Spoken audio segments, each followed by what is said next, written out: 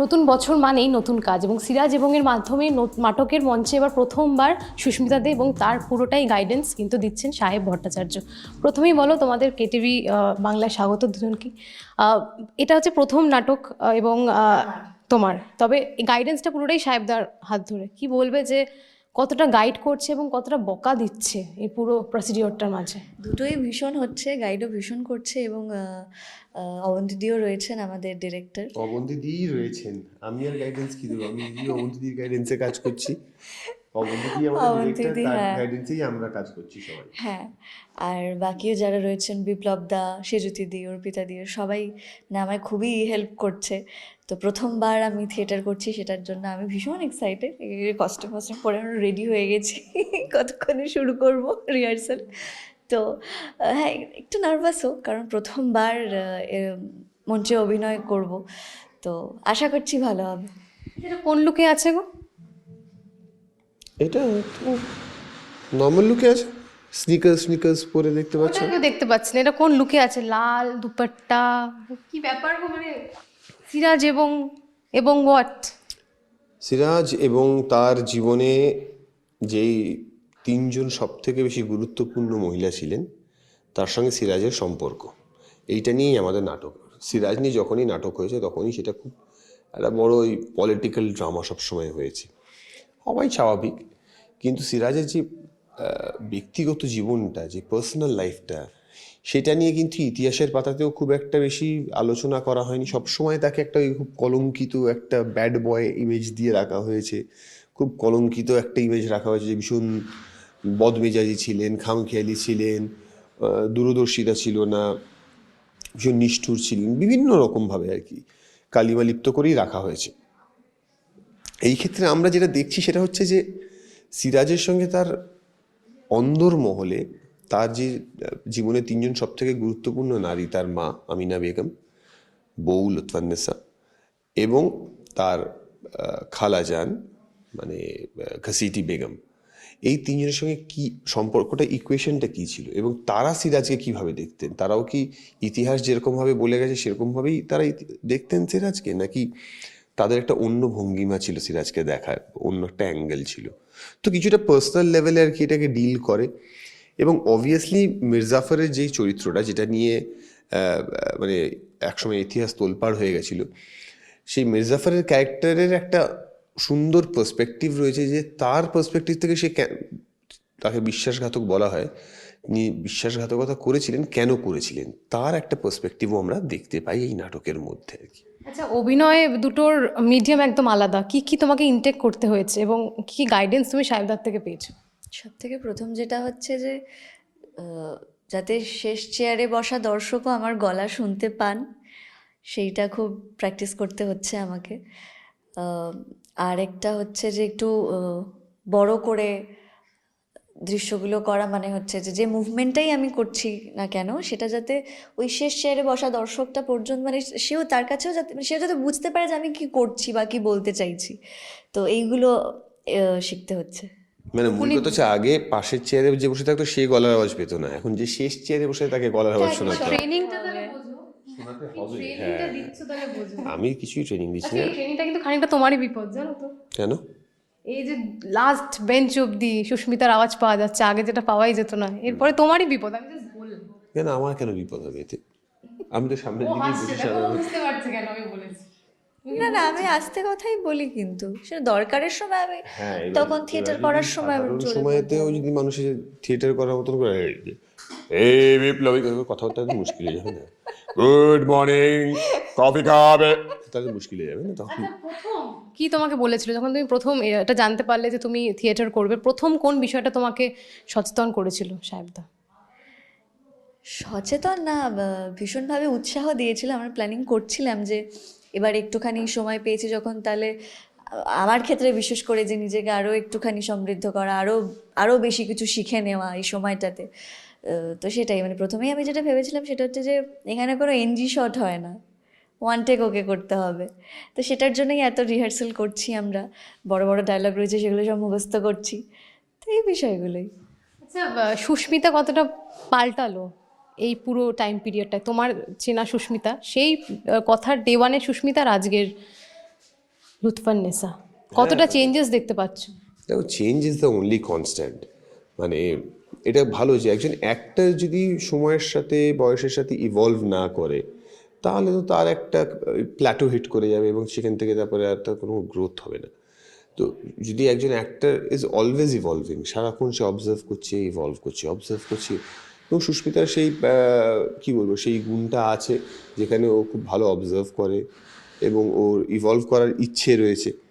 তো ওই জন্যই ওরই মানে আগামী দিনে এই সব কাজ বা এই ধরনের, ধরো আমাদের থেকে যা শিখছে, এখানে এসে স্টেজে এসে যা শিখছে, এগুলো আগামী দিনে ওরই কাজে লাগবে আর কি। সেটা মানে ছবি সিনেমার ক্ষেত্রেও লাগবে, আবার ব্যক্তিগত জীবনেও লাগবে কাজে সেগুলো আর কি। মন দিয়ে শুনছে দেখো, হ্যাঁ মন দিয়ে শুনি। কথা সুস্মিতা হয়ে গেল। আমি তো আমার মনে এখন শান্তই। কি বলবো বলো, সব কিছু ঠিক আছে, তোমরা থিয়েটার করছো, এরপরে বড় পর্দায় সিনেমা করবে, আমরা শুনতে পাচ্ছি, সেটাও খবর পাচ্ছি একটু একটু। তুমি যদি স্বীকার করছো না, ওর হাসি বলে দিচ্ছে অনেক কিছু। আরে আমি তো সবসময়ই হাসি, কি মুশকিল হাসবো না এবার বলো তো? আজকে যখন বলে দিচ্ছিল আসল কথাটা যে বড় পর্দায় দেখা যেতে পারে, তখন কেন এরকম করে তাকালে ওর দিকে? আমি কিছুই বলে দিই না, এরকম কেউ কিছু বলেনি, একদমই এটা না। পুরোটাই মানে আচ্ছা আর কি কি বলতে হবে বলো, তুমি আমায় বলে দাও, কানে কানে বলে দাও, আমি ওটাই বলছি, বলি। আর কি কি বলবে সে তো বলবে, কিন্তু এই যে বিষয়গুলোই ধরো, ও কি সুন্দর একটা লুৎফান্নেসা সেজেছিল বেগম, তুমি বললে ওনাটা সরিয়ে দাও, ঘাটটা কিন্তু ভালো করলে। হ্যাঁ, বেগম বললে তুমি সরিয়ে দাও, কেন বললে এরকম? একবার তুমি দেখাও কিরকম লাগছিল। এক্ষুনি কেন দেখিয়ে দেবো? না না, এটা দেখো, লুৎফান্নেসাকে দেখতে হলে 17ই জানুয়ারি সন্ধ্যে 7টার সময় জিডি বিড়লা সভাঘরে আসতে হবে। 6:30টার সময়, 6:30 7টার সময় আমরা শুরু করব। 6:30 মধ্যে চলে আসতে হবে। এই তুমি একটু ভুলে গেলে সুস্মিতা ধরিয়ে দেয়, সুস্মিতা একটু ভুলে গেলে তুমি ধরিয়ে দাও, এটাই তো কম্বিনেশন, কম্বিনেশন, এটা হচ্ছে টিম ওয়ার্ক। এটাকে বলে কম্প্যাটিবিলিটি, ইউ নো। আমি জাস্ট বললাম, আমি কিছু বললাম, এটাকে কম্প্যাটিবিলিটি বলে। জাস্ট বললাম। দেখো, তোমার একজন বন্ধু কিন্তু দরজার বাইরেই আছে, তাকে কি ডাকবো আমি বলো? না না, ও এখন আসবে না, ও ভাবছে যে যদি ভেবেচিন্তে বলো, ভেবেচিন্তে তুমি প্রশ্ন না, করো। এটা ওটার কোনো মানে নেই, হ্যাঁ, ওর আছে, ঠিক আছে, ওর একটা আছে। আচ্ছা। তুমি বলো এটাকে কি বলে? এই যে যে কোনো বিপদে পাশে থাকা, এই যে বারবার করে আমি দেখছিলাম, আজকে একটা শুটে ছিলাম, আমি নাম নিচ্ছি না, সেখানে একটু পড়ে যাচ্ছিল, তোমাকে কোনো দিয়ে এতবার মারলো, তুমি আবার সবটা সামলে নিলে। এভাবে বলো না, আমি ইচ্ছে করে মোটেই মারতে চাইনি, তারপরে ভুল দুবার করে পড়ে হয়ে যাচ্ছিল, গেছে। তুমি আবার ওকে ধরে নিলে যাতে পড়ে না যায়, আবার দেখে নিলে যে এই জায়গাটায় ডান্স করলে কোনো সমস্যা হতে পারে দেখো, যেমন ভালো টিচাররা যেমন ভালো রেজাল্ট মানে ভালো রেজাল্ট না করলে পরে বকাবকি করে, আবার ভালো রেজাল্ট করলে তাকে প্রশংসাও করে, ঠিক সেরকমই আজকে। ভালোবাসা দেয়। হ্যাঁ, মানে সেটাই তো, আজকে যেমন ও বকাবকি করেছি প্রচুর সেটে, হ্যাঁ, কিন্তু ও যেহেতু এই ডেডিকেটেডলি, দেখো আজকে সারাদিন শ্যুট করার পর আমরা আজকে হোল নাইট থিয়েটার রিহার্সাল করবো, সেই ডেডিকেশনটা নিয়ে এসছে, ওই জন্য আইসক্রিমও খাইয়ে দিয়েছি আমি। এই এরকম টিচার কোথায় পাবে বলো তো? না, সব টিচার এরকম হলে তো হয়েই যেত। কি বলবে এটার, এতটা ইউর এক্সট্রিমলি লাকি কিন্তু। ওই যে বললাম, এটা তো ভালো। ভালোবাসা, এই বিষয়টা কিন্তু ভালো, মানে টাচ গুড আছে, ওই যে গুড আছে, তুমি আমার মাথাটাকে গুড বললে। না না, বলি বলে না টাচ ফুড, অনেকে আমি দেখেছি, আমি জানি না, আমি তো এইসব বিশ্বাস করি না, আমি বলতে পারবো। ঠিক আছে, নেভার মাইন্ড, তুমি বলো তো, কিছু শুনো না, কি বলবো? যে এই যে ইউর লাকি, এই বিষয়ে কি বলবে? হ্যাঁ সত্যি এরকম টিচার পাওয়া খুব ভাগ্যের ব্যাপার, এবং আমি খুব খুশি এটাতে যে বকাও খাই সেটা আমার কাজের জন্যই, সেটা আমারই ভালোর জন্য, যাতে আমি পরে আবার ভালো। এই টিচার তোমার থেকে এত সিনিয়র এইসব বলে বলে না, মানে ক্রমশ যে আমাকে একটা হ্যাঁ বট গাছ করে দিচ্ছ তোমরা, এটা প্লিজ এবার বন্ধ করো, মানে দয়া করে বন্ধ করো। আমার উপরে একটু মানে একটু আনো, আমার উপরে একটু মানে সামান্য একটু দয়া করো, একটু মানে আমাকে জাস্ট মানে এই যে তোমার টিচার, তোমার সিনিয়র, তোমার থেকেই বড়, তোমার থেকে শেখাচ্ছে, তোমাকে মানুষ করছে, তোমাকে বড় করছে কোলে পিঠে, কি হোয়াট ইজ দিস? এটা বটগাছ নয়, তুমি বুঝতেই পারছো না বিষয়টা, এটাকে বটগাছ হওয়া বলে না, এটাকে বলে কেয়ারিং, বিং প্রোটেক্টিভ। আমি ছোটবেলায় বোধহয় নির্ঘাত ইংলিশ ক্লাসগুলো মিস করতাম স্কুলে, এটাকে বলা হয়, আজকে আমাকে হঠাৎ করে ও এখানে এসে একে বলে কম্প্যাটিবিলিটি, একে বলে কেয়ারিং, একে বলে রিলেশনশিপ।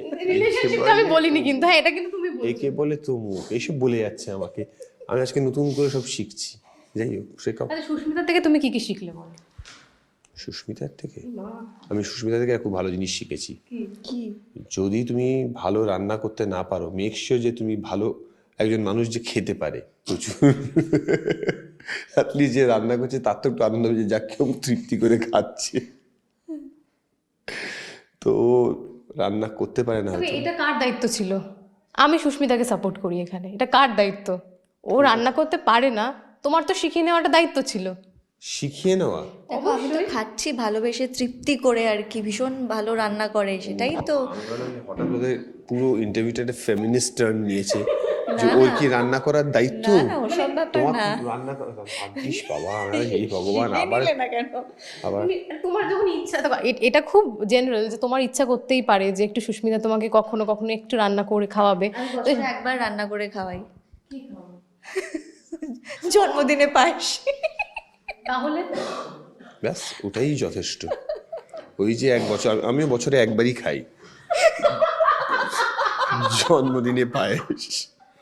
তাহলে একটা কাজ করো, জন্মদিন আরো একটা, তোমরা যখন প্রথম তোমাদের দেখা হয়েছিল সেটাও সেলিব্রেট করতে পারো। না না না না, ঠিক আছে, একবারই পায়েস খাচ্ছি এই বাবা, অনেক। সেইটা সেই প্রথমবার শুটে হাতুড়ি না না খুরপি ছিল, সেটা দিয়ে হাতে মেরে দিয়েছিলাম, সেইটা আর কি অনেকটা মনে আছে প্রমোশনটাতে। পায়েস, খুরপি, আমি কি কনভারসেশনটা আছি না? আমি মানে আমি বুঝতে পারছি না কি এক্ষুনি পায়েস রান্না, সেখান থেকে খুরপি, আমি যাই হোক, তোমার বক্তব্যটা শুনতে চাই, বল। কি বক্তব্য আমার? এই যে এগুলো বলছে তোমাকে প্রথম আঘাত, মানে হাতে আঘাত, আমি হাতে আঘাত করেছিল প্রথম, তারপর পায়েস বানিয়ে দেওয়া, এই পুরো জার্নিটাকে কতটা এনজয় করলে, মানে এবং করছো? জার্নি যতদিন চলছে ততদিনই এনজয়মেন্ট, মানে ডেস্টিনেশনে পৌঁছে গেলে তো জার্নি শেষ। তো জার্নিটাকেই এনজয় করা উচিত, ডেস্টিনেশনে পৌঁছে গেলে তো জার্নি শেষ হয়ে যাবে, তাই না? তো এরকম আবার অন্যরকম আবার একটা আঘাত আসবে হয়তো, আবার একবার পায়েস খাওয়ানো হবে হয়তো, আবার একটা রান্না করে আমাকে খাওয়াতে হবে হয়তো, আবার একবার পড়ে যাবে আমাকে সামলাতে হবে হয়তো, বা উল্টোটা হতে পারে আমি পড়ে যাচ্ছি আমাকে ধরে ফেললো হয়তো। ভাবো আর প্রত্যেক ফুল টুল ঝরে পড়ছে তখন, এসব হচ্ছে। তো সেরকম হতেই পারে না, না হওয়ার কি আছে। তো সেরকম ভাবেই আর কি আমরা মানে কাজ এগিয়ে নিয়ে যাচ্ছি। এবং টাচউড এখন অবধি আমাদের থিয়েটারের শোয়ে সেরকম কোনো ইয়ে হয়নি যেখানে এরকম কোনো দুর্ঘটনার কথা টাচউড বলতে নেই, টাচউড।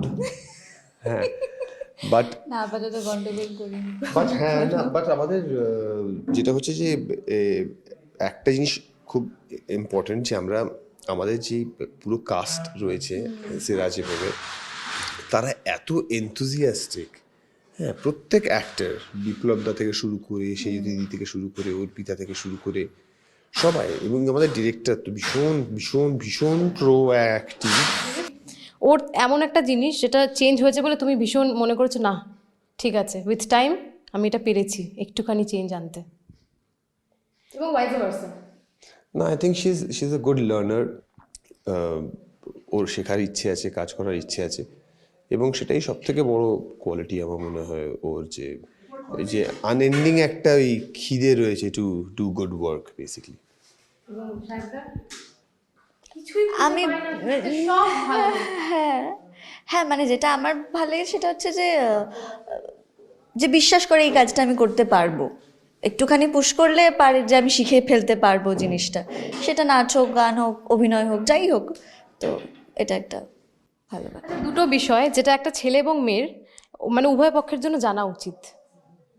একটা মানে একটা মেয়ের জন্য একটা ছেলের দুটো ফিচার্স যেটা অলওয়েজ বোঝা উচিত বা বুঝলে ভালো, এবং ভাইস ভার্সা।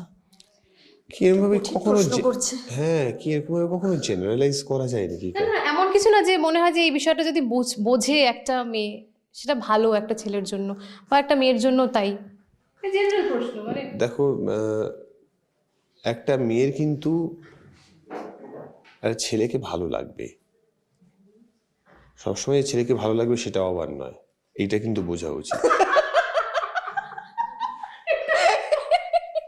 কি এটা তো বোঝা উচিত, এটা তো সবাই বোঝে না। আমি তোমার কথাটা কি বললে? এটা তুমি আবার প্লে করে শুনে নিও, যখন হবে ঠিক বুঝে যাবে। না, আমি এটা শুনতে চাই না। 12 শুনলে তুমি নির্ঘাত বুঝতে পারবে আমি তো বলছি। কারণ মেয়েরা সব বোঝে, আবার সব মেয়েরা যে সব বোঝে এটাও আবার না, এটাও জানা উচিত। দুটোই প্লে করে শুনে নেবে, বুঝতে আমি পারলে? মজা করছি না, বলো এমন একটা feature। বললাম তো ভ্যালিড দুখানা ফিচার বলেছি, তুমি প্লিজ পরে তুমি পরে প্লেব্যাকে শুনো। আচ্ছা, আমি তুমি প্লিজ না, এটা ভীষণ কঠিন একটা প্রশ্ন করে ফেলেছো। মানে আর সব মানুষ তো আলাদা আলাদা হয়, এবার তাদের ডিমান্ডস গুলোও আলাদা আলাদা হয়। একটা ফিচার যেটা একটা ছেলে বোঝা উচিত একটা মেয়ের বিষয়ে, তাহলে হয়তো অনেক কিছু স্মুথ হয়, সব কিছু, সেটা বন্ধুত্ব হোক কিংবা ভালোবাসা হোক, পরবর্তীকালে বেগম whatever it is. Begum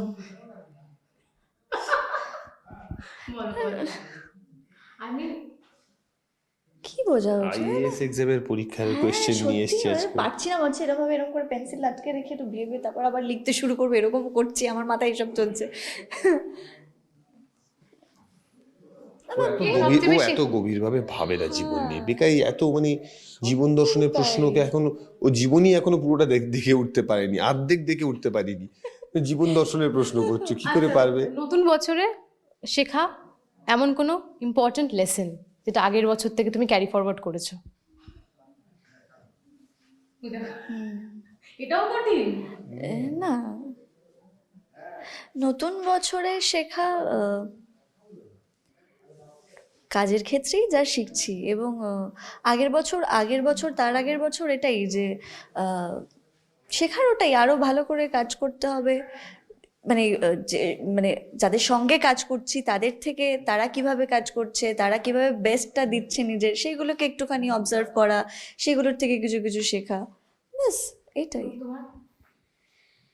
আমার তো প্রত্যেক বছরই মানে এত বছরের জীবনযাপনে সিরিয়াসলি উত্তর দিচ্ছি আমি আগে থেকে, আমাকে ভাবছি এমন করে শুরু, আমি তো প্রত্যেক বছর আমার কিছু না বলবে আবার বলার জন্য, আমি যাতে বলি সেই জন্যই তো তুমি এর সাথে বাইকটা নিয়ে ধরে বসে রয়েছো।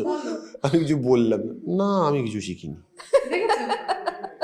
বলো বলো। এই তো বলবে না, না, আমি বলবে শুনতে না। চাইছি, বলো বলো। না, জীবনে এত বছরের জীবনে যা যা শিখেছি সবগুলোই তো শিক্ষাগুলো সবকটাই নিয়ে ক্যারি ফরওয়ার্ড করেছি আর কি।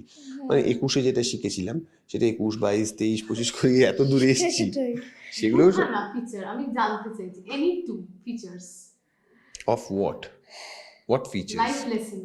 ফিচার্স, লাইফ লেসন কোনটা ঠিক করে বলো? আচ্ছা, লাইফ লেসন্স ওকে। যে রিলেশনশিপ টার্মসে বলো তাহলে বলবো যে তুমি যেরকমভাবে the way you think that, মানে তুমি যেরকমভাবে ভাবছো যে তোমার পার্টনার তোমায় ভালোবাসবে, সেটা কখনোই বাসবে না। That is your idea. Your partner's idea of love is about you is completely different. তো ওই এক্সপেকটেশনটা কখনো যদি থাকে তখন কিন্তু সেটা লিডস টু ডিসঅ্যাপয়েন্টমেন্ট। এইটা একটা ভালো শিক্ষা, এটা তুমি শিখে নিলে ব্যক্তিগত জীবনে, ঠিক আছে? কাজের দিক থেকে আমার মনে হয় যে consistency is the power tool, is the super power. মানে দেখো, মোটিভেশন একটা সময় ফুরিয়ে যেতে পারে, যে কাজটা করছিলাম একটা মোটিভেশন নিয়ে করছিলাম, ঠিক আছে কাজটা ফুলফিল হয়ে গেল, তো মানে মোটিভেশনটাও ফুলফিল হয়ে গেল। তো motivation can finish, one day you can feel unmotivated, কোনো দিন হতে পারে এরকম সময় যেতে পারে আনমোটিভেটেড ফিল করছো। But consistency has no clause, বুঝলে তো? মানে তুমি ভালো লাগছে তাও কাজটা করবে, খারাপ লাগছে তাও কাজটা করবে, আজকে মন খারাপ তাও কাজে যাবে, আজকে খুব আনন্দ হচ্ছে তাও কাজে যাবে, আজকে বাড়িতে ভীষণ দুর্ঘটনা ঘটে গেছে তাও কাজে যেতে হবে। তো কনসিস্টেন্সি হ্যাজ নো ক্লজ। তো আমি চিরকাল সবসময় এটাই বিশ্বাস করি যে you have to be consistent in life. Motivation takes you only so far, মানে কিছুটা দূরই নিয়ে যেতে পারবে তোমাকে, but consistency will take you a long way. যাক, অনেক আমাদের লাইফ লেসন দিল। কাজ করেছে মনে হচ্ছে। কিন্তু সুস্মিতা কিছুই বললো না। ও ভাবছে পুরো ইন্টারভিউটাকে এইটাও আমি শিখে ফেললাম, ও- এই যে আজকে আমি এই দুটো পয়েন্ট শিখে ফেললাম জীবনে, লাইফ লেসন। ও অ্যাকচুয়ালি ভাবছিল যে পুরো ইন্টারভিউটাকে না একটা 1 ঘন্টা স্ট্যান্ড আপ কমেডি করাবে আমাকে দিয়ে। মা stand-up comedy? ও ভাবছিল এটাই, ঠিক আছে, কিন্তু সেটা আনফর্চুনেটলি আজকে হচ্ছে না। না, আমাকে নিয়ে এইরকম একটা ইমপ্রেশন। দেখো, প্রথম কথা হচ্ছে যে তোমার বাড়িতে আমি সম্বন্ধ নিয়ে যাচ্ছি না, তোমাকে জাজ করার, তোমাকে নিয়ে ইমপ্রেশন রাখার আমার কোনো দরকার নেই, বিশ্বাস করো। আমরা পরের প্রশ্নে যাই, সেটা হচ্ছে তোমার কোনো লাইফ লেসন তুমি শেয়ার করতে চাও এবার এটা শেখার পরে? না না, এই দুটো তো শিখে ফেললাম ব্যাস। আচ্ছা, কখনো জীবনে চলার পথে ঠকেছো, সেখান থেকে কি শিখেছো?